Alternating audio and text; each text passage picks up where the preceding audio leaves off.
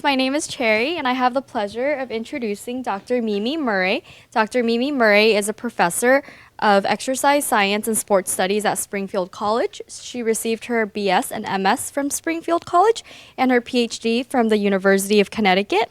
Dr. Murray has coached the U.S. team for the World University Games and was named Coach of the Year for gymnastics. She has also been a commentator for ABC's Wide Worlds of Sports and NBC's Sports World. And as a sports psychology consultant, Dr. Murray has served with the U.S. equestrian team, the U.S. field hockey team, and has worked with many athletes and coaches. She has also served in many leadership positions, including President of the National Association for Girls and Women in Sport, Vice President of the United States Collegiate Sports Council, President of the American Alliance for Health, Physical Education, Recreation, and Dance, and is currently the President of the International Council of Health, Physical Education, Recreation, Sport, and Dance. So please join me in welcoming Dr. Mimi Murray.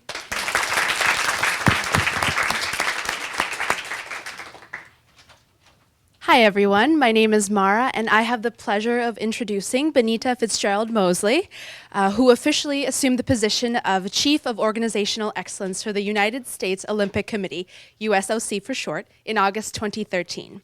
She oversees many areas such as athlete career programs, diversity and inclusion, and strategic planning. Since March 2012, Ms. Fitzgerald Mosley has also served on the International Olympic Committee Women and Sport Commission. Previously, Ms. Fitzgerald Mosley was the Chief of Sport Performance for USA Track and Field, 2009 to 2012, President and CEO of Women in Cable Telecommunications, 2001 to 2009, and worked in a variety of roles for the USOC previously to that. Her list of accomplishments continue, but I would be remiss if I did not recognize that Ms. Fitzgerald Mosley became the first African-American woman and just the second American woman to win Olympic gold in the 100-meter hurdles at the 1984 Olympic Games. It is also incredible that in the same year, Ms. Fitzgerald Mosley graduated from University of Tennessee with a bachelor's degree in industrial engineering. Today, she lives in Colorado Springs, Colorado, with her husband, Ron, and their 2 children. Ms. Fitzgerald Mosley has made some incredible strides and jumped hurdles, quite literally, in her personal and professional career. Please join me in welcoming her.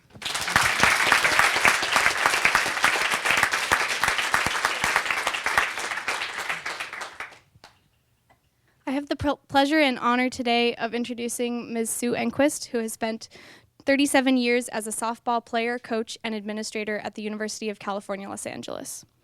At UCLA, she was the first student to receive a softball scholarship under the Title IX legislation.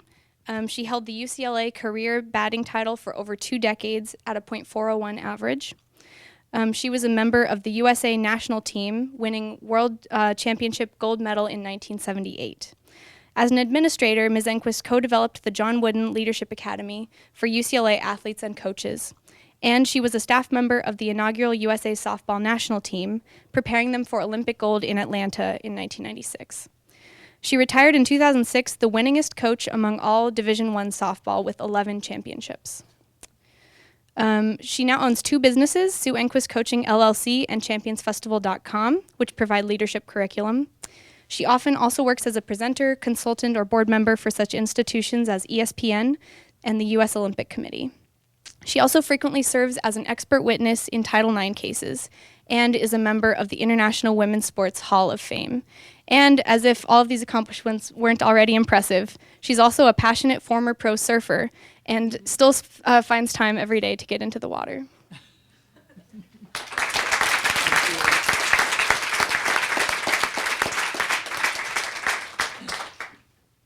Hi everyone, my name is Sophia and I'm delighted to introduce Sharon Taylor, who served as the Director of Athletics at Lock Haven University for over 2 decades.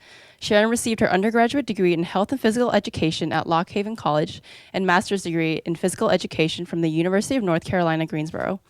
At LHU, she directed 18 different intercollegiate sports and, as the coach for the women's field hockey team, delivered the highest percentage of wins in LHU history for any coach. Her legacy goes beyond her involvements at the Central Pennsylvania University.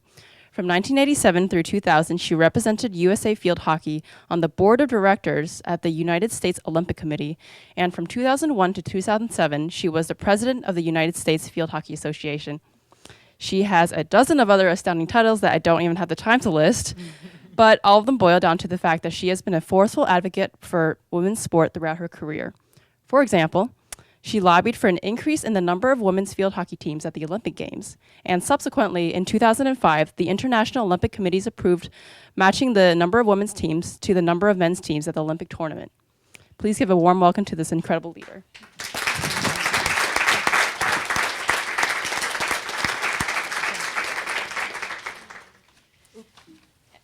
Go back one, Bridget.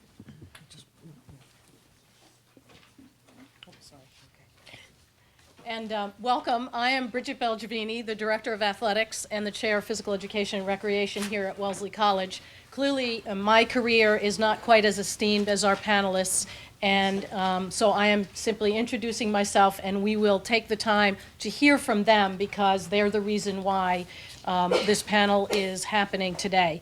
On behalf of our department and myself, I am thrilled, first of all, that the Albright Institute has agreed to include a topic around sports, but more importantly, women's sports participation and the impact that sports can have on the lives of girls and women, not just as they mature, but as they develop into outstanding global international leaders, as you have seen from our esteemed panelists.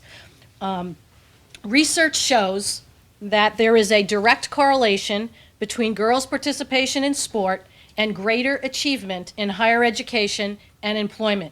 In fact, a majority of leading female executives first found success in athletics competition. Sport also nurtures acceptance by bringing people together across borders, cultures, and belief systems. It can promote greater tolerance and understanding among individuals and communities, and we'll certainly hear more about that today from our panelists. By uniting the power of sport with the power of women leaders around the world, the impact of women is increased exponentially. Through the involvement of women in the Olympic movement and beyond, we can create stronger networks that can contribute to individual success, inspire the next generation, enrich communities, and spur economies around the world. Today's distinguished group of panelists will provide their perspectives, given their years of experience, their diversity, and their leadership. I can honestly tell you that each one of them is an athlete, a scholar, an educator, a leader, but more importantly, they have been and continue to be trailblazers for all men and women who come into their path. So it's my pleasure to have this group with us today, and I will serve as moderator, and we will move through. The process will be, we'll do a little history of the Olympic movement that Dr. Murray will do, and then we will move through some 4 or 5 questions that we'll pose to the panelists, and then we'll leave about a half an hour for questions for the panel, Q&A opportunity, and then do a little closing just to make sure that your weekend gets off to a good start, and we'll give you something to think about. And then I know the panelists, except for perhaps one, will be here to share some time with you after the session. So without further ado, Dr. Murray, a little bit of a history lesson for us about women's sports participation. Thank you very much, Bridget. I'm delighted to be here, and I'm very, very honored and excited. And the Albright Institute is certainly remarkable happening. And so I take my hat off to you and say that Bridget has given me an unbelievable assignment of talking a little bit about the history of the Olympics, because it is so rich. And you know, people spend their lives studying the history of the Olympics, and I'll try to do it in 5 minutes. So are you ready? Take your mark? Okay. Okay. I thought before we begin, I know we've all been touched by Nelson Mandela and the loss of this great leader. As a matter of fact, Sharon Taylor, one of our panelists, had an opportunity to be at the celebration of his life. But this is what he had to say about sport. Sport has the power to change the world. It has the power to inspire. It has the power to unite people in a way that little else does. It speaks to youth in a language they understand and creates hope where once was only despair. So the whole concept of sport being dealt with here at your institute, in my mind, is very significant. Sport certainly is a microcosm. It's a mirror of society, and it's something worthy of study from fine academicians, scholars, as you are. So let's talk a little bit. These are some of our topics that we'll be covering, but we don't need to hang on those. The Olympic Games, it's really to understand the modern Olympics, we need to talk just a bit about the ancient games because they were pretty fascinating too. They began in 779 BC, before the Common Era, and the revived games began in 1886, and we'll talk just really what we're now living in the modern games. So the ancient Olympics in Greece occurred over a period of time in Greece, and they were really began as religious ceremonies. They were religious festivals. And so it was very significant to the Greek people. And not only did the ancient games honor music, give awards in music, dancing, they were also, as I just mentioned, associated with these religious festivals. And interestingly enough, there are still contests in literature and in music and art at the Olympics, just as they were in the ancient games. And that's a neat part of the Olympics that not many people are aware of. And it's certainly something we could follow up on. Most of the competitors in the ancient games, of course, were males, and they came from well-respected Greek families, and the events were based on their interests, the young men's interest. And many of the sports that began in the ancient games in competition were actually warrior sports. These were events that were used for war. Things like throwing the javelin, running, leaping, and I'll go on or I'll carry on. Okay, so they ended up being warrior sports, and then, of course, the competition. And by the end of the ancient games, it included things like chariot racing, wrestling, boxing, javelin, discus, foot racing, archery, and long jump. And they also became very violent, and they also involved some of the issues we're still dealing with, doping. And I may mention that in just a little bit. The important part, though, for us is to remember that no women were allowed. But no married matrons either. Those women who were married were also not allowed to watch. And it was under the penalty of death if they saw any of the Olympics. But maiden women were encouraged to watch. And the men competed naked. Whoa. Oh, here we go. Okay. Oh, come on. Okay. It's up here. Okay. All right. Great. All right. And actually, the men. Some men, if they chose, could wear penis restraint, not like the jock strap we think of today, but it was a small rawhide. Thank you. Rawhide piece that went around their waist and then attached to the penis. But the majority of men did not do that. And it was fashionable at that time in our history that people went naked to parties. They were very proud of their bodies and had no problem with that.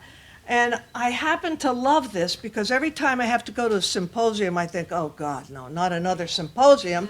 And yet the word symposia really at that time, began at that time, and that was referred to as these they want to go to a symposium. They want to be led into the symposium. Anyway, they were actually nude drinking parties, so I have to remind my colleagues the next time they want to have a symposium what it really means. We can go back to that last one. Our word gymnasium comes from the Greek word gymos, which means naked. When I was going to school, they really cleaned things up, and you can imagine how many hundreds of years ago it was when I was going to school. And I thought I had learned then that the word gymnasium was the word for school, but in fact, meaning naked. Okay, so the ancient games, after moving from Greece to Rome, were eventually abolished, the men's games. And it was the first Christian emperor of Rome who abolished the games, Theodosius. And he, at the time, they said it was because they were so corrupt. There was a lot of betting, gambling, doping of your opponent, not so much as enhancing your own performance as we think of today as doping, but they actually, gave poisons and that kind of thing to the chariot, to the horses. They fooled around with the chariots themselves so that they would break during the race. So there was a lot of that going on as well. And so that was the reason they gave for eliminating the games. Or stopping the games. But probably, and I think more of our historians now are believing that it was because Theodosius, being the first Christian emperor, that he thought the games should be stopped because they were to honor the gods and goddesses of Greek mythology. And he wanted Rome to become very much, of course, a purely Christian city or purely Christian state, city-state kind of thing. So the games ended then. But I would love to tell you about another contest that were going on. These contests were really significant. We don't hear much about these. You really have to kind of search for them. But Hera was the goddess of fertility in Greek mythology. And she was married as well as a sister. Now, the Greek mythology is fascinating because there's a lot of incest and a lot of different things that those Greek gods and goddesses did. But anyway, she was not only the sister of Zeus, but she was also his wife. And these games grew out of fertility rites. And they preceded, we think, the all-male games, what we call the ancient Olympics. So these games were very important. These female athletes, they were serious. They often risked their reputations in the eyes of men when they were engaged in sport. And not dissimilar to some of the things we hear today, physical prowess was not consistent with the dominant definitions of heterosexual femininity among the Greeks. So it raised questions about the sexuality of strong, physically skilled women, and including their own goddesses. That was a very, very interesting time. Okay, at the Hurrian Games, running was the event. And I find this fascinating, that the track was a sixth the length of the men's track, because the women's stride was considered by the Greeks to be 1/6 the length of the men's stride. So interesting how they've, some interesting things. Of course, the Spartans, as we know, very warlike city-state, they were the only Greek city-states that really believed women should participate in sport. And that was so that they would bear strong, healthy warriors. And so their motive wasn't the good of sport necessarily, but in fact to bear these strong warriors. The females also competed naked or very scantily clad, and that was their choice of what they wished to wear. And young males, of course, not just young males, all males were encouraged to be spectators at the Hurrian Games. So my job today, if that little introduction too, has been to talk about women's participation, which we've just done with the Hurrian Games. During the Middle Ages, there was no sport. Sport was considered sinful. The church was very powerful at that time. And so there were very few sports available for males or females other than hard work, of course, and labor was always part of that. But anyway, the games were revived in 1896. And the person who really almost single-handedly revived the games was Pierre de Coubertin. And he was a nobleman. He was very, very wealthy, and he was the president and director of the International Olympic Committee, which we still have, for over 30 years. He controlled everything. He wrote the motto of the Olympics, ones we still know, the creed of the Olympics. He designed the flag. He did everything. And his finances helped support the games as well. So he really put a lot of his own personal finances into the games. When the games were revived, they were put in Athens. The ancient games, as we know, were held in Olympia. But not being, if any of you have been to Olympia, you know it's a very small little place, and it's quite rustic and quite rural. There's a wonderful museum in Olympia for Olympic history. It's fabulous. If you ever get a chance, if you're in Greece, make a trip to Olympia. I think it would be worthwhile. But he patterned the games after the ancient games, and of course, no women allowed. Women need not apply.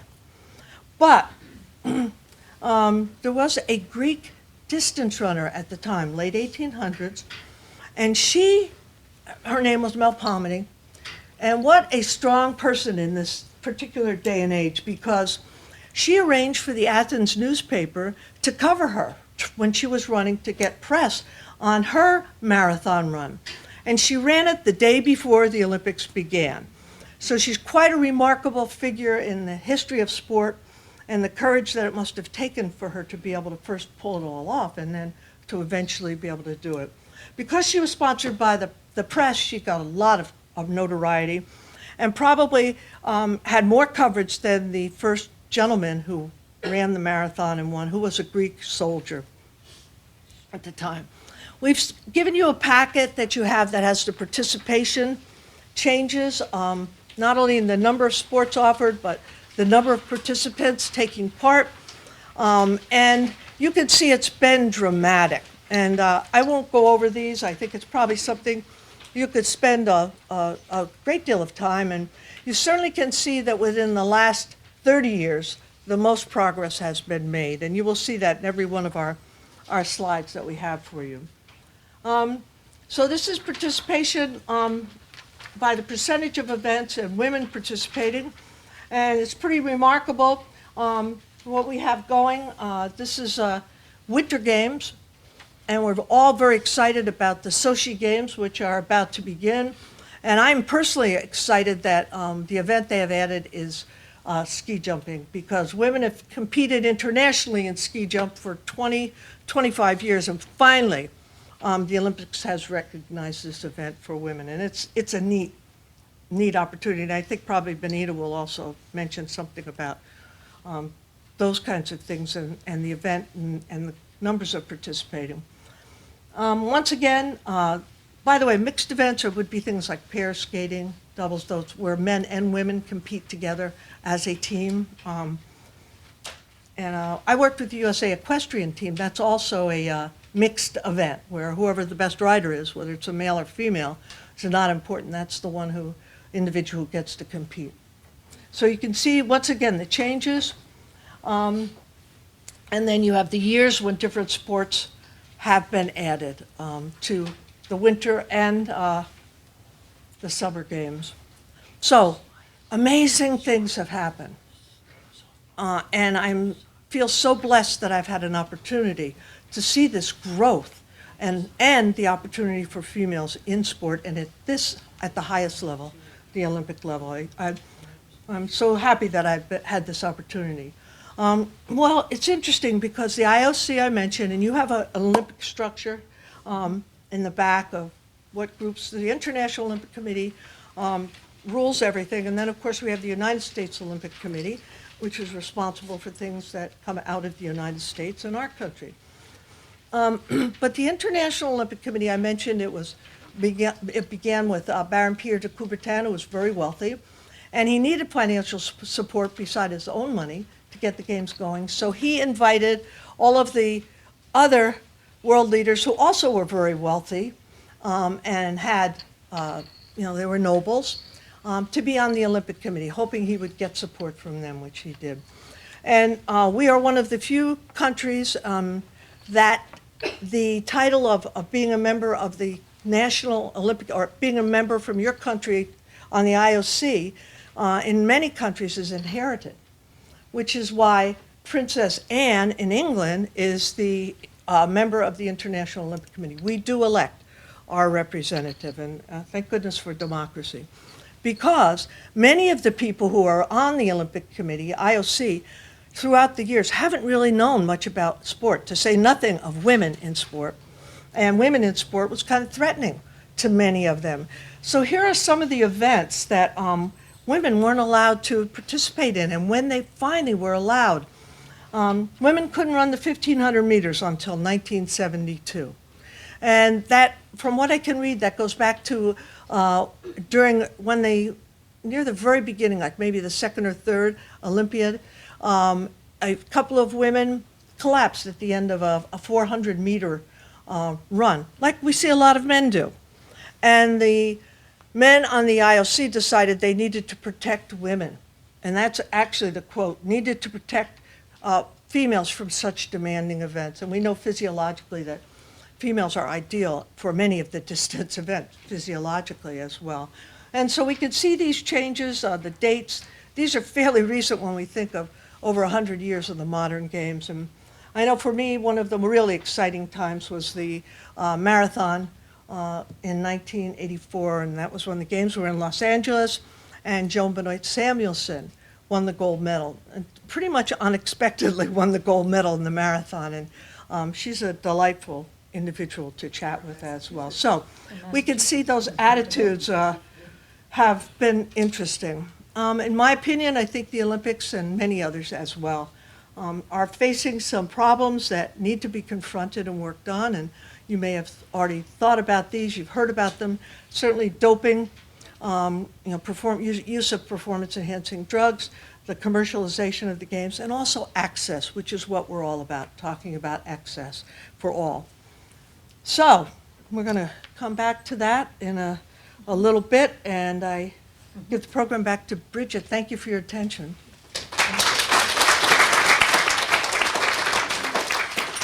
So the history is many years, but here is where we see the future and the importance and the significance of women's sports participation. The London 2012 Summer Games mark the first time in history that each of the 204 participating nations had female athletes competing in the Olympics, including for the first time the countries of Saudi Arabia, Qatar, and Brunei. First time in 2012.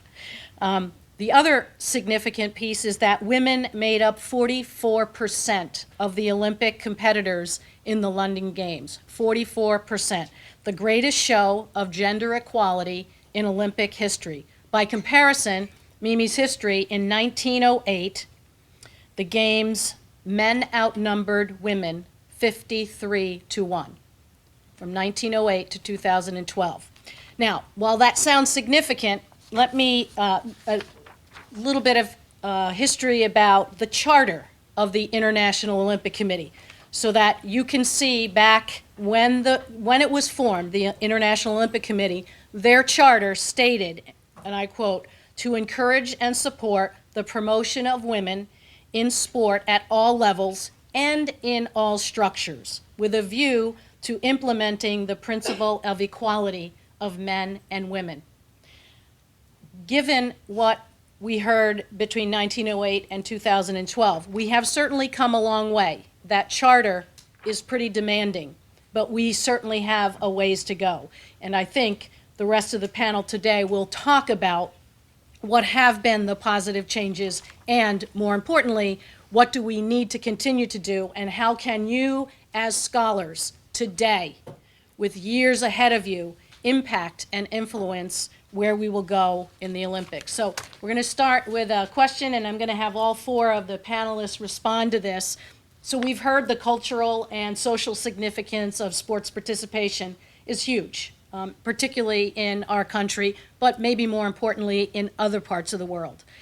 What role do you see women playing and the impact that they could have on the Olympic Games from an international relations perspective and nation building?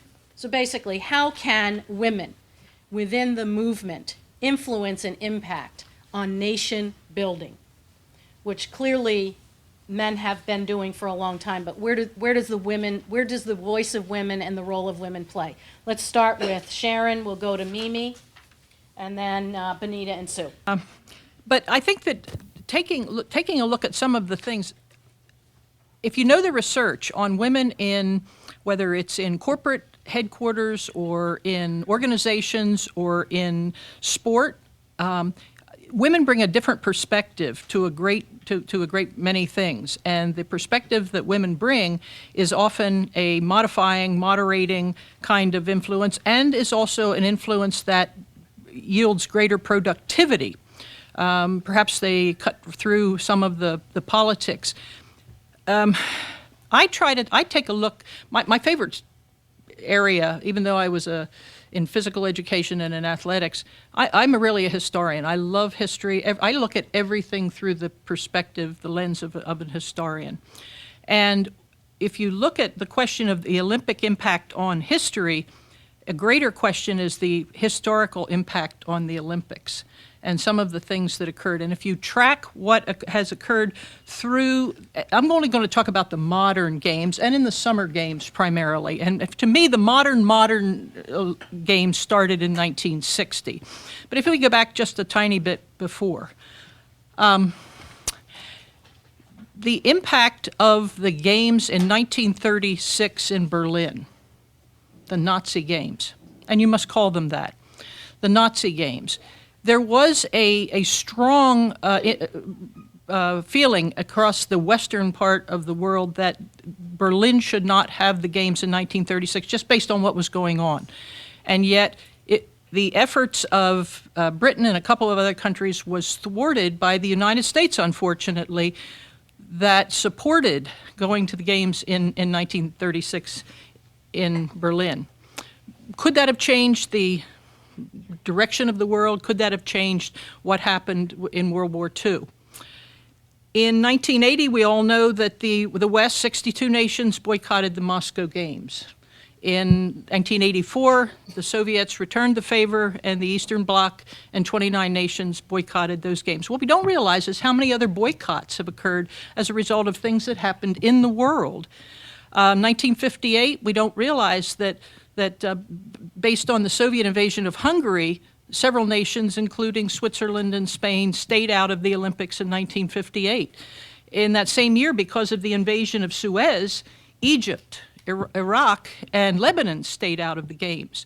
And at the end of the 56 Games in Melbourne, dozens and dozens and dozens of Hungarians sought asylum and were given asylum in Australia.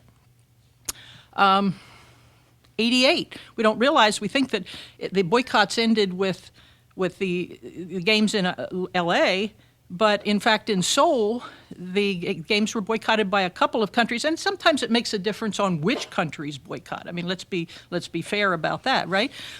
In Seoul, the North Koreans had wanted to co-host the 88 games. The South refused, and Cuba and a couple of other countries stayed home from those games. Cuba and Ethiopia stayed home from those games. What could have happened if the North Koreans and the South Koreans had co-hosted the Olympic Games? The Olympics has such an aura of importance among nations. Through the whole Cold War, obviously it was the U.S. and the Soviet bloc that fortunately competed there rather than with nukes. We think that was a positive development. But for small nations, in 1976 in Montreal, when you saw Antonio Juantorena and Teofilo Stevenson from Cuba win gold medals, what did that do to the prestige of Cuba that had been for 20 years oppressed, pardon me if I use that word, by the United States after, well, not quite 20, but 15 anyway, after the Castro regime. And so it has, the Olympics have great power, and they extend great influence, but by the same token, they are impacted by world events, and it's treated differently, and it's not always consistent. We all applauded the banning of South Africa from the Olympics for 7 4-year periods, the quads of the Olympic movement. South Africa was banned, but what about segregation and lynching in the United States of America in years prior to that time? And we just, as I mentioned, the games in Berlin. So there are a lot of things that occur. The Olympics try to avoid nationalism. They don't like demonstrations, and I know we're going to get to the point of talking about Sochi a little bit. They don't like demonstrations. We know what has happened with some of them how could women have moderated some of the things that had occurred when some demonstrations either occurred or didn't occur? And if we could, let me just give you 3 more examples here. I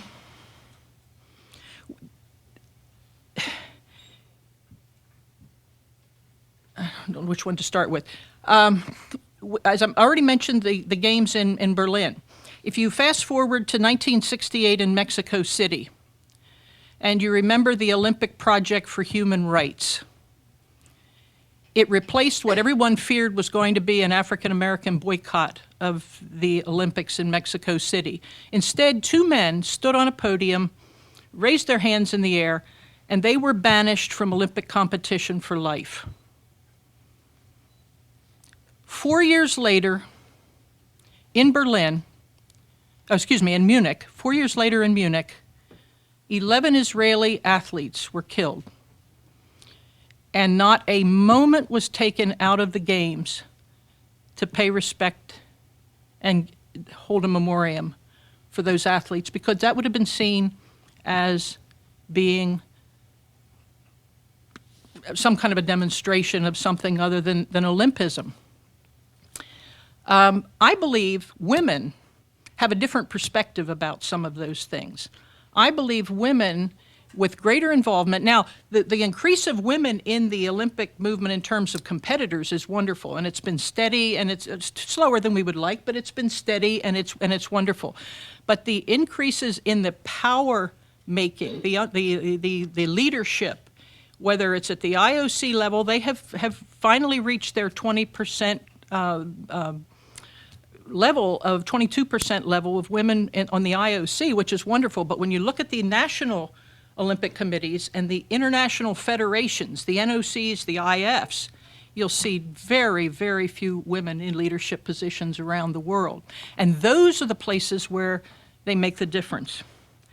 I think that those kinds of things that show up in the Olympic Games, those are places where women who have a perspective that is more inclusive, that is just as strong. It doesn't mean it's weak, but it's just as strong. But I think women bring a different perspective to that, and I think that the entire Olympic movement for the future will be well served by greater participation. How can you function there? You are leaders already. You've made a choice to be leaders already. You wouldn't be sitting here today if you hadn't.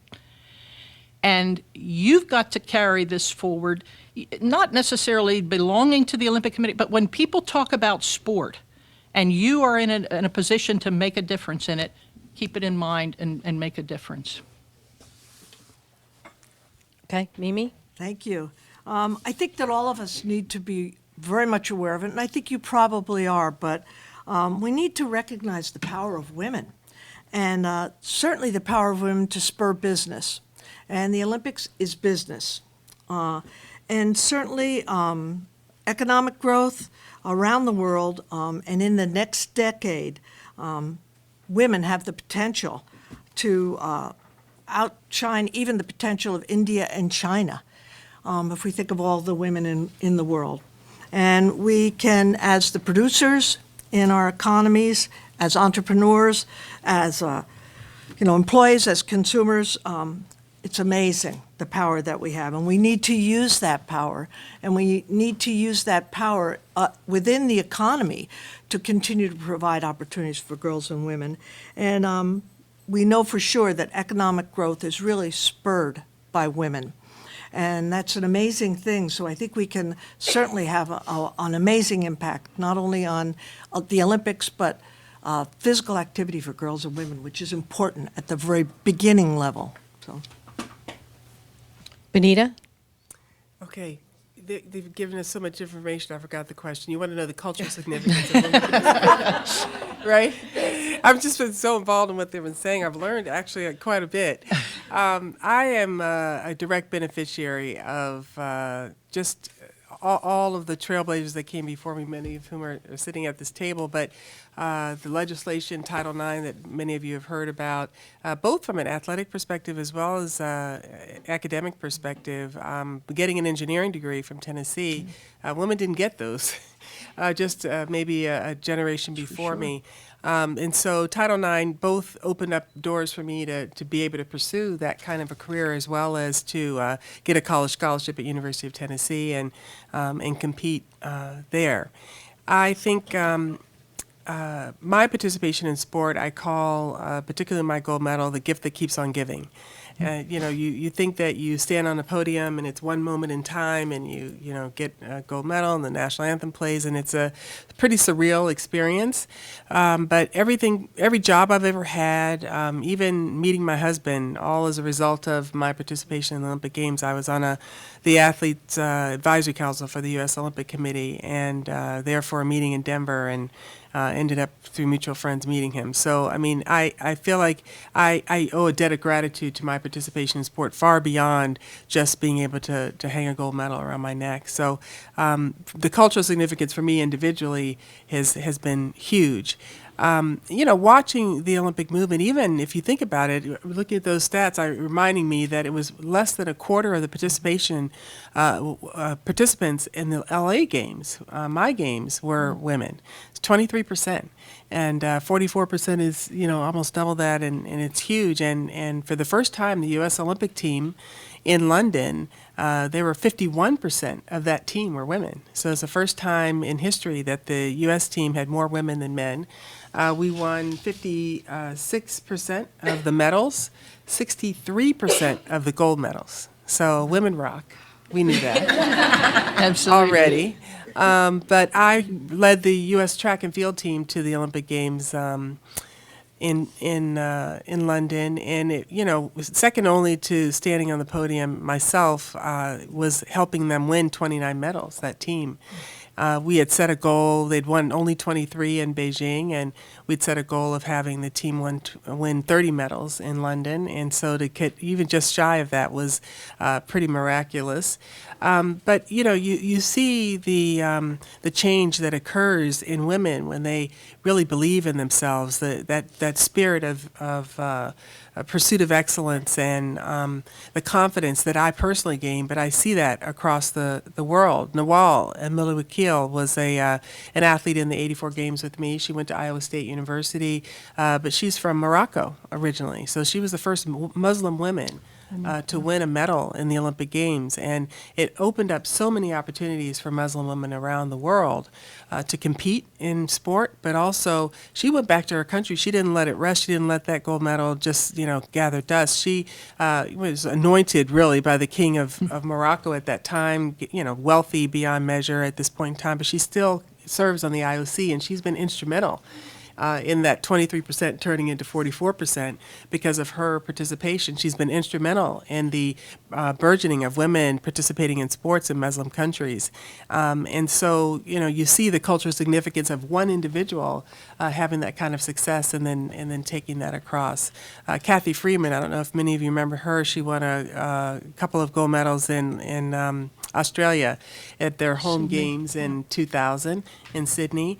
And I was in the stadium when she won the 400, and I've never felt, really until London, I think, the kind of electricity in the stadium of 100,000 people, all focused on that poor woman. Yet, at the starting line, I just can't even imagine the dreams and hopes of all the Aboriginal people in Australia, everybody from Australia, all pointing at Kathy Freeman. What if she stumbled, at some point in the, she had that suit on. What if it ripped? I don't know, but I just thought to myself, that kind of pressure, and she rose to the level, rose to the top of her game at that moment in time, and so the cultural significance of her just winning that gold medal, really, fulfilling the dreams of her people in that one few second race, it was just amazing. So I don't know, I'm rambling a little bit, but I just wanted you to to hear that, singular people, myself included, can achieve something you think is just about them,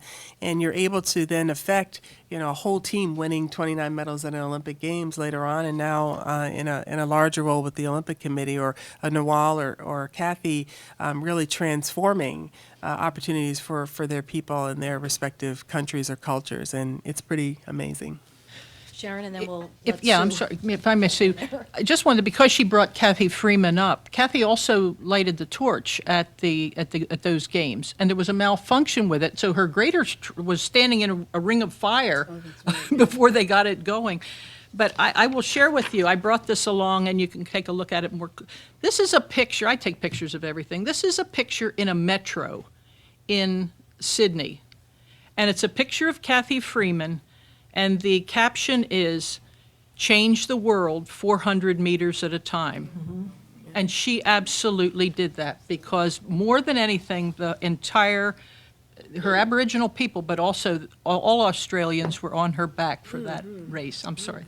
Yeah. Sue, you were on the front end, really on the ground floor of a cultural shift and a social shift with the sport of softball. And you also individually are engaged in one of those sports like surfing. Talk a little bit about, if you would, and you've got a huge history with the sport of softball and the ups and downs of how that particular sport can and in fact can socially and culturally have an impact on our country and our women in their participation. Well, I think, not to get too in the weeds of it, but the first thing I want to say to each and every one of you is, many of you may be sport viewers or have athletic participation background. Many may say, I don't know half of what they're talking about. It's foreign to me. And I think what I would love for you to be able to think about is how the Olympic experience, however you angle in, whether you read about it, whether you see it once every 4 years, it really is a microcosm of your own life, because it will show you connectivity, it will show you influence, it will show you winning and losing, it will show you conflict, it will show you culture. And it also has a depth and a breadth of opportunities, both on the competitive arena and behind it. As a former softball player at UCLA, I was at an institution before we received the benefits of Title IX. So my freshman year at UCLA, we had no uniforms. And we competed in the men's track and field practice t-shirts were our game uniform. And the reason I like to share that story, it sounds like, oh, whoa, tough road to hoe, no uniforms. But I was coached by a female who taught me the game doesn't know you're in a practice t-shirt. And I want all of you to remember, you live every single day a life of excellence, that no matter what color your skin is, where you come from, how much money's in your pocket, you are competing every single day, just like you see in the Olympics every 4 years. So that program with a female that was about collaborating like-minded individuals to create change through our sport. And in a short period of time, by the time I was a senior, we had uniforms and we won a championship. So change, although you always hear it takes a long time, it can also happen very quickly if you're paying attention. And softball grew very fast in this country. And the USA Softball was a huge influence globally. And early on, we did a great job of investing with partners across the world, even though we didn't get direct benefit from it, and eventually and sustained this education process to get into the Olympics in 1996. It was a huge moment for softball. And we were reaching a pinnacle, unbeknownst at the time, because it was only 4 quadrennial later that we now have been removed, and we're no longer in it. And the reason I always want to share that story is, once again, it's just a microcosm of life. So now we as a sport globally are trying to figure out, how do we strategically get back in to this wonderful experience? And there are lessons to be learned from that story for you all, that you all, life has a series of that crescendo, and then you're going to fall. And it really isn't about getting right back at the top immediately. It's to pay attention to where you are, have influence around you, and understand who are making those decisions, just like softball is doing right now. And in doing that, you can recover. I believe that we will eventually get back in there. But it's a fascinating, for me, experience to know, both on a player level, to watch how you get the right people thinking big, working together, create change, but then it all fell apart. And now, for many reasons, because the Olympic experience is quite complicated. And it's not, we can't sit back and say it's because of this or this. It's actually a lot of things, just like life. And so what I always like to share is the story of how you can build consensus and influence and gain great success, but also to be very aware. And now as we enter just a few days to the Winter Olympics, you're going to start to hear a lot about extreme sports. And to be honest, that's a real passion of mine. I'm a surfer by trade, to be honest with you. I thought I was going to be a pro surfer, and I just wasn't good enough. So when I graduated and was going to be a respiratory therapist, I found the coaching bug. But I'm fascinated about extreme sports because I hope when you do hear about it and you read about it and you see it, is this idea that extreme sports is now coming into the Olympic family is the most important thing to happen because it truly represents our society. That extreme sports now, at the end of the day, they may look a little different than our traditional sport, but it's all about excellence. Again, I'm going to close with it's about excellence. And I want you to listen to how they speak about each other, how they speak about their opponents, and how they speak about their competitive event. So we have a lot to learn from extreme sports as well, that in those moments, we're going to scratch each other's eyes out to beat each other. But at the end, it's really about we're all competing against our own personal level of excellence. And so for you, as athletes of academia, and that high standard that you bring out each and every day, just remember the crescendo and the fail is part of this journey overall, that you've already developed the language of a champion. So just always remember that as the scenarios change, you're all going to graduate, that you pay attention to how women are great at connecting and influencing and collaborating. And then in the end, you've already mastered great failure recovery because we know that's all part of it. And that's something that us in the game of softball are experiencing, but I believe we're going to make that recovery. Coming off of that, Sue, I'm going to have Mimi and Benita talk a little bit about and looking and addressing our scholars. You are coaches, you are athletes. What has the athletics experience and the participation given you to take you into your leadership roles and or political positions from your days of participating as an athlete and coach? Okay. I took on this new role at the U.S. Olympic Committee. It's the first time this title has been used there anyway, Chief of Organizational Excellence. And I was asked when I first started a few months ago, what does that mean? And I think of the concept of personal best. And in track and field, you can get dead last in a race, and trust me, I have.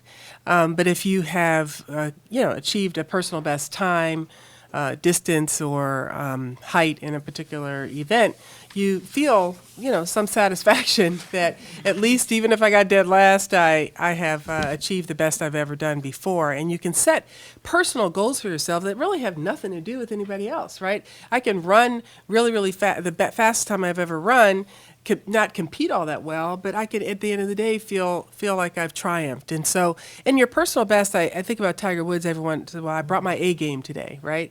Well, sometimes he brings his C game or his D game. But really for that day, that might be his A game because that's all he's got. I think that personal best really encapsulates your effort, that commitment to excellence, that focus on doing the right thing. And so what I want to instill in people at the U.S. Olympic Committee, who are all this 400 plus strong, individuals there in Colorado Springs and Lake Placid and Chula Vista at our Olympic training centers there. We're all working on behalf of athletes, the 250 or so athletes that you see competing in Sochi every day. We are trying to do what we can to help them pursue their personal best on the playing field. But I think the confidence that I learned and earned as an athlete early on, I started as a kid doing ballet and softball. I was really horrible at softball, by the way. I'm going to claim that you were one of us. I was. I played softball about 2 or 3 seasons, the Lassie League in Prince William County, Virginia. Lassie League. Lassie League. Yes, Dale City Lassie League. And my softball coach, I came back and spoke at like their award ceremony at the end of the year after I won my gold medal, and he told the whole group of people, when I saw her play softball, there is no way I ever thought she'd be a world-class athlete. Oh my God! And then really bad. Just to keep you human. Just to keep me humble. Yeah. Grounded. You think she's all that? You didn't see her when she was 8 or 9 years old. Then I saw Olga Korbut, and I'm aging myself in '72 Olympics, and Nadia Comaneci in '76, and I was like, oh my God, gymnastics! That's what I'm going to do. I'm going to be an Olympic gymnast. So my parents, poured all kinds of resources into helping me get private lessons. I was horrible, you guys. I mean, that's when they still had a scale of 1 to 10. I used to get 5s and 4s in the hurdles, in the uneven parallel bars. I was so tall that when I would do the soul circle, I had a black leotard that had a permanent spine mark on it. Anyway, bottom line is, through the trial and error, I finally found track and field at 12 years old, and thankfully the gymnastics coach was also the track coach. And you know how you redirect your toddlers and say, oh, baby, they're playing in something they shouldn't be, so you try to get them to pay attention to something else. That's kind of what she did. She kind of got me to pay attention to something else. She said, maybe you want to try track, right? I've seen you compete against the boys in PE class, and you beat them, so that's what you should do. I tell you what, the confidence that I got from finding my place in life, right? And knowing that, this is something I'm good at, I'm better than most people at, my skills and talents are helping me, get to the next level, and having a team of people, coaches and teammates around me that were in that same kind of realm, pursuing that excellence. I had a passion for the sport at 12, and I never really looked back. And it's that passion to play, ultimately, I think for all of us, that you find that thing that you are better at than most people, that you love to do more than anything else in the world. And I have a son that's a freshman in high school and a daughter who's in the 4th grade. And Isaiah has found basketball. He loves it. He wrote something for his English class that described basketball as being on the basketball court as his sanctuary.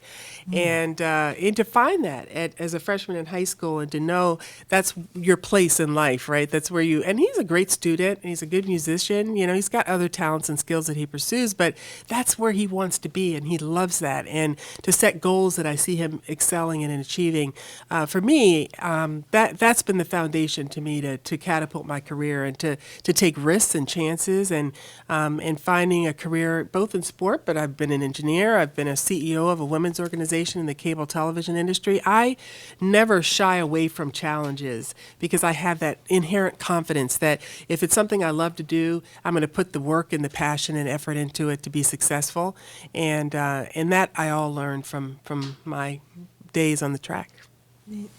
Well, I'd like to address leadership from the perspective of sports psychology, because we have done quite a bit of research in this area, and some of the exciting information that we're finding out from those qualities that get developed in females from sport participation, I think, are pretty amazing. And certainly participation in sport can boost these skills of leadership and for leadership. Certainly women in sport learn to be leaders on a team or as individuals in an individual sport. They can learn teamwork. That's an interesting concept, too, because we've all been on teams that there hasn't been much teamwork in. But it can be learned, and that has a lot to do with the leadership. Perseverance, sticking to something. You all wouldn't be here if you hadn't gained perseverance somewhere along the way. To have achieved as you have as scholars requires perseverance. The other, discipline is another one. Discipline, the ability to discipline oneself, to finish a task, to become objective. But the quality that I'm finding most fascinating right now, that we're finding in successful athletes, is this quality that we haven't talked about until recently, and that's grit. Grit, G-R-I-T, that athletes tend to have higher levels of grit. And that kind of includes that whole bit about that whole bit about perseverance, sticking to things, discipline. When they meet obstacles, they consider them challenges and move forward, those who are successful. So grit, I think, is a quality we're going to be hearing more about with women, and the most successful women have grit. And I'm very interested in that particular one. There's also a statistically, and I believe Bridget mentioned this in her introduction, there is a statistically significant direct correlation between girls' participation in sport and greater achievement in higher education and employment. And we also believe sport can nurture this whole concept of acceptance by bringing people together, and some of us have mentioned this before, across borders, across cultures, across belief systems, and it can promote greater tolerance. And isn't that what the world needs? Greater tolerance among all people. And that was the original purpose of de Coubertin. He had lived in a country that had gone through many, many wars, France in the 1800s, monarchies to democracies briefly, and almost every form of government. And with each one was a revolution.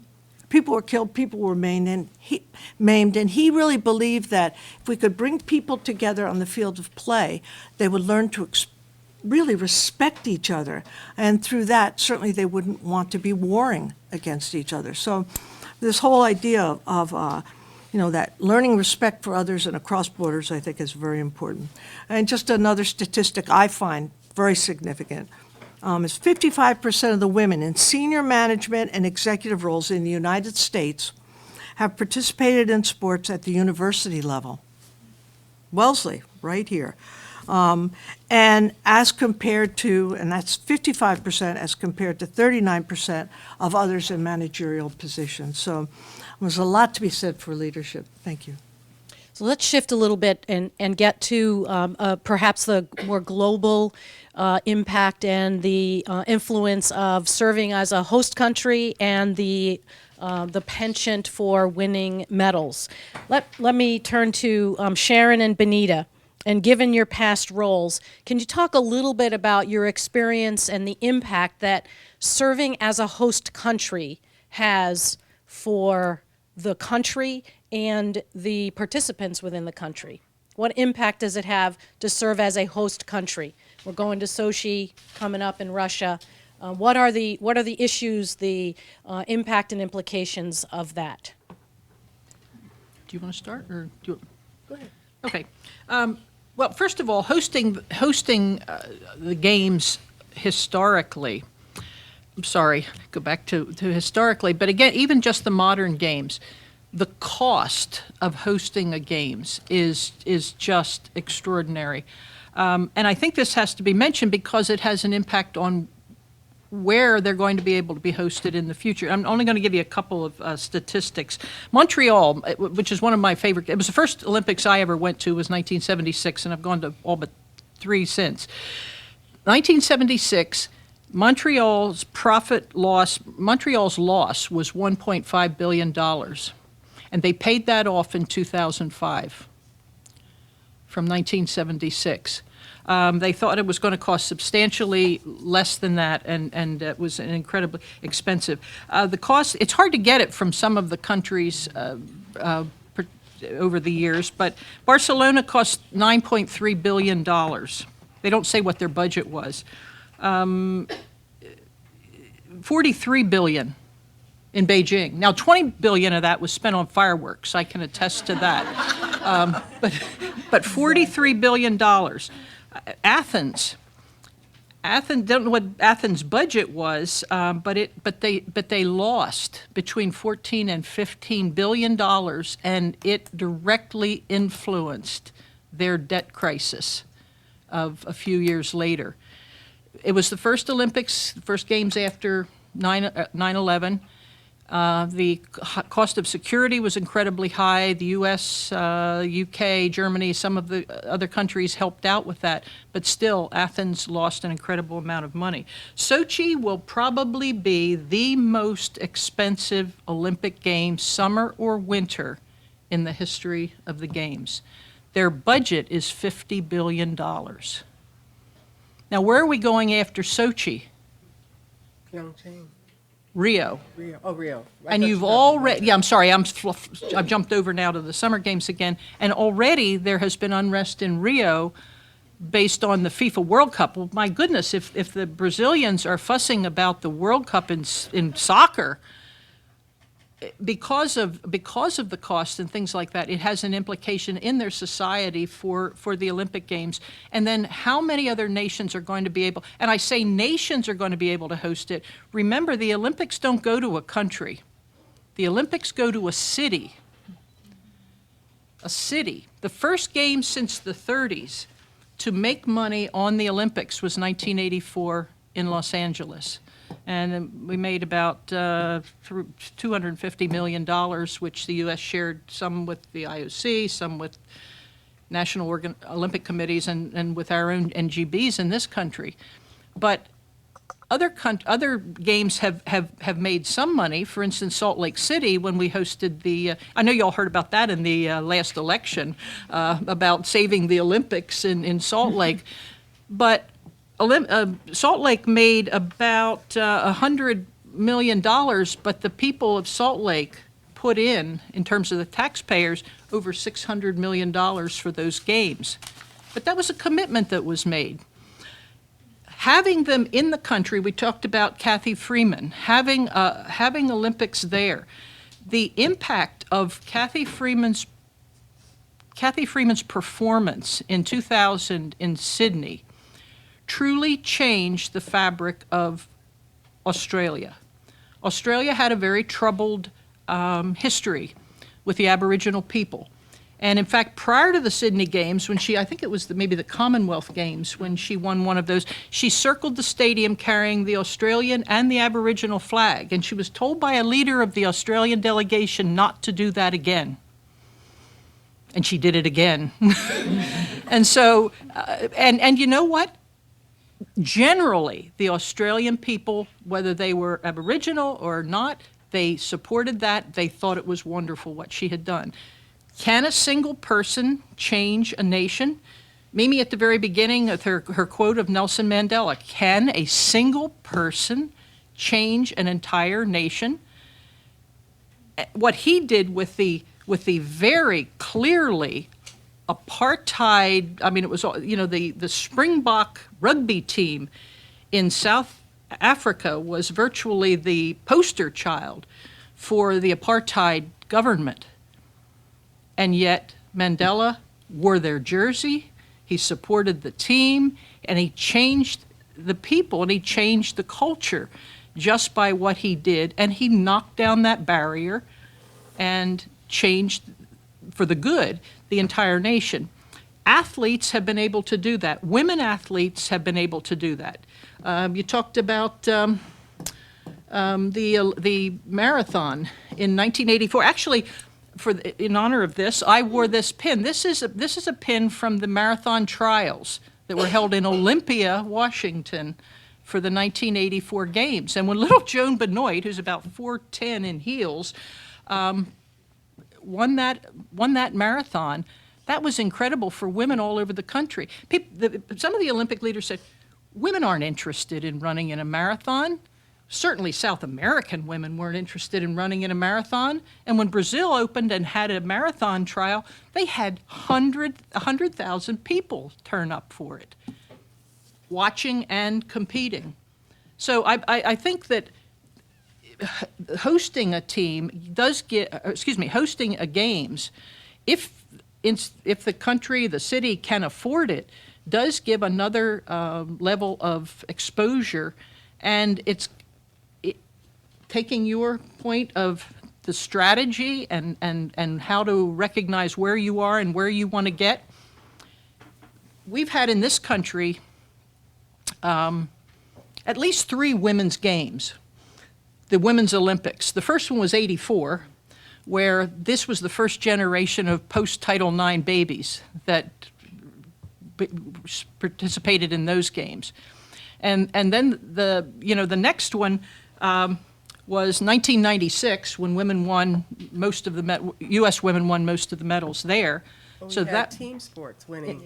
Well, team sports, Yeah, yes. gymnastics, Exactly. softball, Basketball, basketball, volleyball. synchronized swimming, volleyball. Yeah. And you got to remember that 1960 there Soccer. was soccer. There was not a single team sport for women in the Olympic Games in 1960. So all of that happened since. And then, of course, the London Games with the women there. I would just like to comment one thing that I didn't know this, and I found it in some of my research. Actually, not every team in London had a woman on it this year.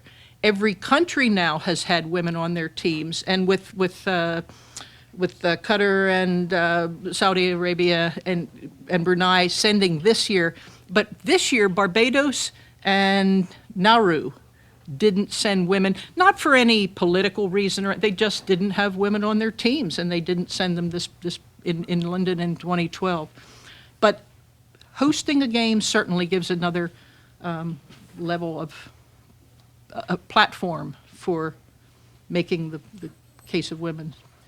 Yeah, probably expenses aside, I think I wanted to just reiterate a point that we try to make at the U.S. Olympic Committee that I don't think everybody recognizes, is that the USOC is the only, or the United States is the only Olympic committee that is not government funded in the whole entire world. There are no government funds, no taxpayer dollars that go to support the Olympic team. The USOC raises all its money privately, either from donors, private donors, or from corporate sponsorships. We get probably a larger portion of the television rights that go to the IOC, as well as some of the, they call top sponsors, the Olympic program, TOP, sponsors, because many of them are American companies. And so if McDonald's is an IOC sponsor, sponsoring the games and sponsoring the IOC, that's probably less money that's going to go and stay right here from McDonald's. And so we get a larger share of that as well. But there are no government dollars. So when a games is held in another country, more so, there's a huge government push to support those games, and actually also to support the team at those games. And so in London, they started a national lottery that funded athletes and continues to fund them to this day. And so they not only got government funding, they got this lottery funds. There are the track and field program in London, in the UK, it has a larger budget than the entire United States Olympic Committee. And so, we have to do with limited funds, and we still win the medal count. We won 104 medals total in London, which led the gold medal count in London. But we did it with far fewer resources than most countries have. And so I just wanted to definitely make that point. We've hosted the games here, gosh, I can't even remember, the more modern times in 32, was it 32, 84. 32, 84. There was a St. Louis something in there. St. Louis was somewhere. 04. Okay. 1904. And then 80, Lake Placid, 84, Los Angeles, 96, Atlanta, 2002, Salt Lake. So we have not hosted a summer game since 96, a winter game since 2002, won't again till the earliest 2024. And we are considering as a U.S. Olympic Committee whether or not that's going to be, something that we want to pursue. Our timeline is probably by the end of the year to identify a city. If we were to bid for the games, which city would that be? And then for 2024, the IOC will select that city probably in the fall of 2017. So 7 years ahead of the games is when that selection is made by the IOC. And so in the past, I think you guys probably remember the Chicago bid for the 2016 games that was unsuccessful, and how the president and first lady went to wherever they went to decide who's going to get the games, and we were voted out in the first round. Well, why was that? right? What decisions, what goes into the decision of the IOC? Well, there's 100-some members that make this decision, and it's highly political. And in some cases, the nation-building portion Right. of it That's exactly right. comes through. And so the games had never been hosted in South America before, and there was a good portion of the folks said, "Gosh, they bid more than one time, and it's their time. It's their turn. South America's turn." There's also a political component to it that says the USOC had been off the grid for a long time. We just had not been playing in that international arena. And so I can't even tell you how many miles Larry Probst, the current chairman of the U.S. Olympic Committee, also chairman of EA Sports, in case you were wondering, video game company, and Scott Blackman, the CEO of the U.S. Olympic Committee, have made hundreds of thousands of miles, hundreds of visits to IOC members. Larry was recently elected to the IOC. And as a result, now we're in partnership with the IOC saying, it's a really good thing if the United States hosts the games. And we want to, work with you to see how that might happen. Now, that's no guarantee that the U.S. Olympic Committee is going to end up getting a game. So no guarantee that we're going to bid. We have no idea.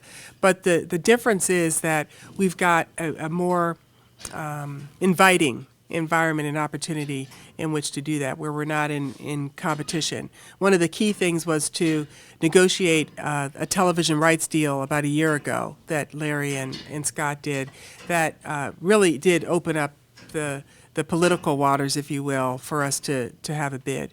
But all those things that Sharon was talking about, we have to take into consideration. How much is it going to cost? How is that going to impact fundraising moving forward? And so that process is going. And we don't also want a city like Chicago to pour millions and millions of dollars into just developing a bid to become the U.S. city and then have to spend that much more money again in competition with other cities around the world. And so we're trying to see how economically viable it can be without bankrupting cities in just the bid process. So Okay. Yeah. Can I just, with what she just said? 10 seconds. 10 seconds. We should recognize that a longtime member of the International Olympic Committee is Anita de France, who was invited to join the IOC. The IOC is an organization that sends its representatives to the countries rather than the countries sending the representatives to the They pick them, okay? And Anita has been on there for a great long time, and the way she attracted the attention of the IOC was she was a rower in Montreal in 1976, and she would have been, as Won a would, bronze medal. as Benita would have been in Moscow in 1980 had we not boycotted. And she fought the boycott. She led a group of athletes trying to persuade the government to change and to, in fact, overturn it. Failed in doing that, but in so doing, she attracted the attention. So a single woman can make a difference, and she made a difference in us thinking twice, I believe, about ever boycotting another one. she's on the executive board of the IOC. And she was the first woman ever VP. She's a Connecticut College alum. So let's shift focus to the scholars, and it is open for your questions for our panelists. Thank you all so much for coming. This isn't directed towards any specific one of you, so if any of you have a really, compelling need to answer it, please feel free. I know at Wellesley we do a lot to try to integrate sports, but we are an academic institution, and I feel like oftentimes there is a somewhat artificial line drawn between, people who are interested in academia and people who are interested in sports. And obviously, from what you've been saying, I personally don't play sports, and it's not been something that's interesting to that I've been particularly interested in. But we obviously do have a lot. People who are interested in sports and people who are more interested in academia do have a lot to learn from one another. And I think one issue I can see there is kind of a lack of common language. And I was just wondering how any of you could see that conversations of that type happening, what would facilitate those, if that makes any sense. I would love to address it since, I feel very close to the collegiate experience. And while I was at UCLA, one of the things that we always wanted to work on was one of those barriers has to do with the non-athlete. It's the physical part, like, I'm not real sure I could connect with any of that. I was always fascinated by how much more the non-athlete is alike to that athlete, especially when it comes to high performers academically. So I'm not talking about just the general student that's perfecting average. So here we are at Wellesley. You are the best of the best. The brand you carry, and when you walk in that door when you graduate, is going to put you at a level that you can't even fully comprehend yet.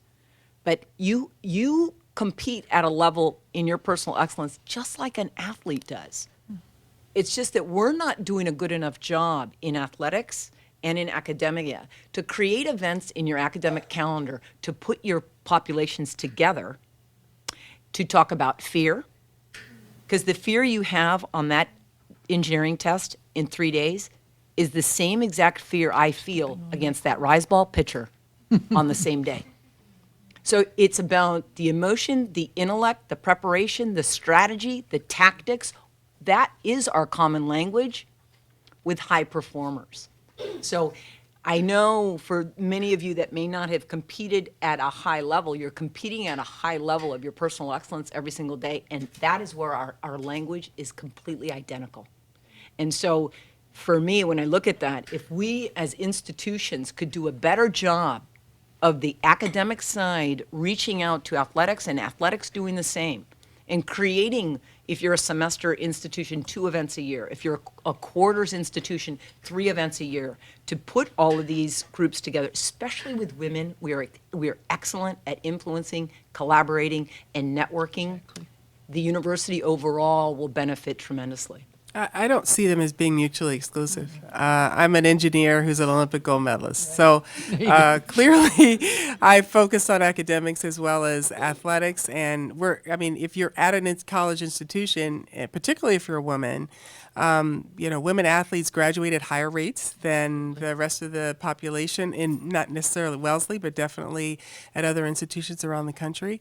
And not so much for the male athletes. I understand that, particularly in the revenue sports. But I think that, particularly on the women's side, that you'll find that they're graduating. They're at an institution because they're going to school, and on top of all of the rigors that each and every one of you have every day academically, they've got to go and train and compete every day. And so, and some of them even, find a way to have a job here or there throughout their collegiate careers as well. I was talking to Bridget, talking about them athletes that take a year off and do what you do, is go abroad and study abroad, and that's a sacrifice from their athletics as well. And so I think there is that common language, that pursuit of excellence that I've talked about before, that commitment to excellence, the competition, all of that is very, very similar. And grit. Yeah, and grit. Thank you so much for being here. It's quite incredible to be in the presence of such incredible athletes and leaders in the world. This question is related to something that Sharon, you said, but I'd like to open up to all 4 of you, which is you said that the Olympics don't like demonstrations. And an example that you brought up was the Black Americans who were banned from competing in the Olympics after they held up their fists on the podium. To me, it seems like that sorts of shuts down dialogues about conflicts within nations and conflicts across countries. And I've never been to an Olympic Games. The only experience I have with them is on the television. And of course, what is focused on TV is the actual games itself. So I don't know what goes on in the Olympic villages or anything, but I'm wondering, what are some of the ways that dialogues between athletes and between countries happen? I think that, when we're thinking about Olympics and demonstrations, and I think the point of it all is to celebrate what's common, among these countries and athletes, as opposed to what's different. And at a time in the world where, we've got so many conflicts and so many issues going on, to really have athletes, to be in a kind of almost, to use my son's word, sanctuary, right? We're in the Olympic Village, in the dining hall, in the competitive arena. We're all just friends. I mean, we sit across from each other. We're helping each other. We're handing each other the tray. We're sitting at the same table. In London, they had a plethora of different foods from various cultures. It was absolutely amazing. You walk in there. I mean, it was a huge temporary structure with one of the big bubbles on top, and I'm telling you, everything, food from every corner of the world that you can imagine, and it was just like a playground of food, right? You could just go and sample this and sample that. I mean, I'd go 3 and 4 times to go sample foods, and when you're sampling them, the people from that country certainly felt at home because, gosh, I got some rice that I like, or some, beef that I like, or whatever it is, right? Fish that I like, and but you got to sample that too, and then having that conversation with the people who cooked it, because they usually hired people from that country to cook the food. It was just amazing. And so we're not talking about LGBT issues over the thing. We're just, hey, you really ran well last night. That was great. You look good. We're complimenting each other. We're laughing. We're playing. We're chiding each other about, oh gosh, you looked horrible yesterday. What's going on? You've got to, I mean, we're athletes. First and foremost, we're human beings, and I think the Olympic Committee just wants to celebrate a time when you're able to just be who you are and celebrate our sameness as well as our differences, right? I mean, that's what diversity is all about. And so I think they're trying to discourage the political side of things in order to be able to be at a place where we can celebrate that piece. And so I think what you'll find in Sochi is that athletes are going to say they're going to wear their rainbow earrings and rainbow scarf with their, snowboarding outfit, or they're going to find a way to get their point across without having to be as overt about it. And I think the discussion's going to be there, the opportunities are going to be there for lots of questions are going to be asked. But ultimately, the beauty of the games is that these athletes get to compete with one another and in peace and celebrate all the things that are good about the human spirit. And I think that's what the games are about. I'd like to add something to that as well. In the Olympic villages I've been in quite a few, athletes don't sit with their team necessarily. They join, they talk with each other, and it's fabulous. The common language is their sport. And what they've done, their sacrifices that they've made to be where they are. But I really want to make a strong point about boycotts. Boycotts don't work. Boycotts hurt the athletes. We certainly know, I think Benita suffered from a boycott when the United States boycotted the Moscow Games. She didn't get to participate. So there's at least 4 years of her life that she doesn't get to demonstrate what she's learned and developed in those, at least, and that's not counting when she began. So the athletes are the ones that, and it doesn't change the political structure of the countries. It's not, they don't work. And so it would be wouldn't be right to cause any kind of a boycott at these Olympics. And I think also, and I know Benita's right, that the athletes will find their way to express themselves without it being as overt as a boycott. And isn't it interesting? We boycotted the Moscow Games because the Russians were involved in Afghanistan. It's called irony. It's called irony. Yeah, right. Exactly. And the Russians boycotted our games because they were involved. We were still involved. And, the Iran, Iraq, Afghanistan, it just goes back and forth. And once again, hasn't changed things. Aren't we still having these same conflicts? And yet those athletes missed an opportunity who earned it, that opportunity to compete in the Olympics. Okay, we have just about hit our time, and I'm going to give you, this could be dangerous, but I'm going to give each of you one sentence to provide some initiative and feedback to these scholars about what we can or cannot do, or what they should think about doing that will continue to support the value of girls and women playing in a sport. Sharon. May I ask them a question first?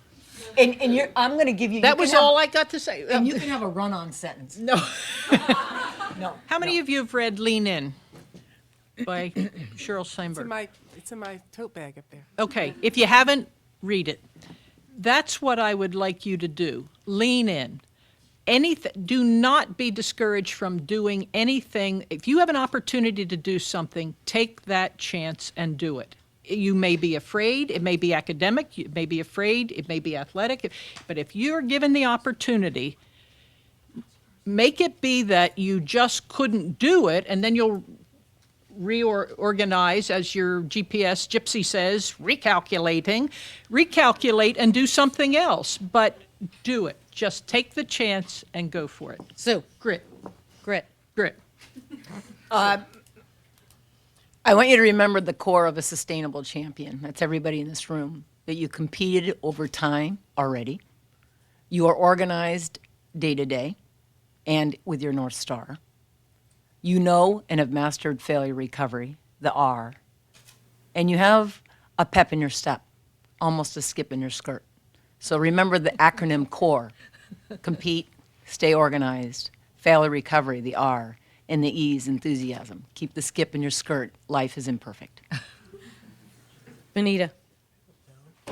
I guess I'll just go back to that personal best, and just bringing that with you every day and everywhere you go. Just bringing your best self. Your best from an intellectual standpoint, from a physical standpoint, because and again, your personal best is not going to be your best every day. But if I got to bed after.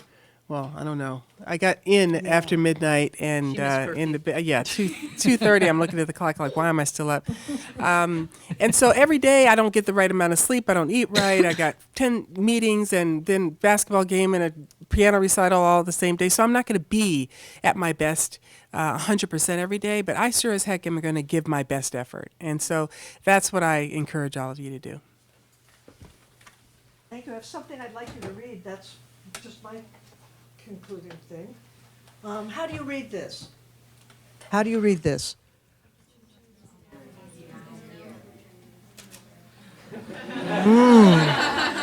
I hope you read opportunity is now here rather than opportunity is not. And that's what we'd like to ask of you. I would like to ask of you.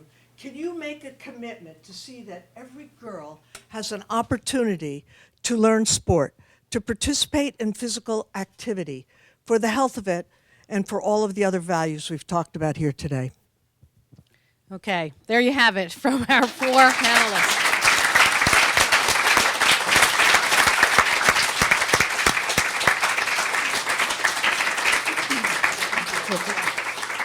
Before we end, I want to do two things very briefly. Number one is to ask you to join Joanne and me in thanking Bridget for doing this afternoon. Yes.